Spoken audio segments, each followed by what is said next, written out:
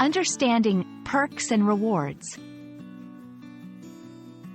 Hello and welcome to our English learning series. Today, we're going to unravel the meaning and use of two interesting phrases, perks and rewards.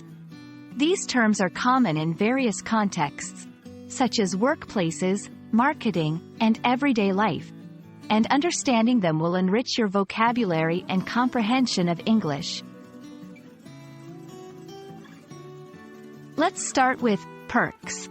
A perk, short for perquisite, refers to a benefit or privilege that comes as a bonus, often for being part of an organization or a specific job role. Perks are not the main salary or wage, but rather, additional benefits that make a position more attractive. Examples of perks: health insurance, often provided by employers as an extra benefit. Flexible working hours, a perk that allows employees to have a more adaptable schedule. Company car, a vehicle provided by the company for personal and professional use.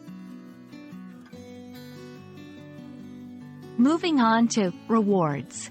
A reward is something given in recognition of service, effort, or achievement. Rewards are a way to show appreciation and can be tangible or intangible. Examples of rewards: bonuses, extra money given to employees for outstanding performance. Trophies or certificates, often given as a reward in competitions or educational contexts. Special discounts or vouchers, used in marketing to reward customers for their loyalty. While both perks and rewards are positive and desirable, they serve different purposes.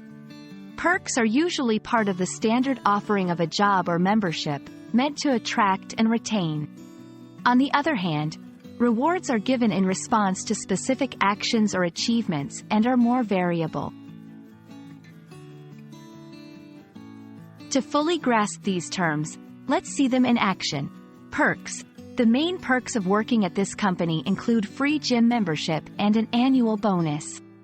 Rewards. After completing the project successfully, the team was rewarded with a week-long vacation.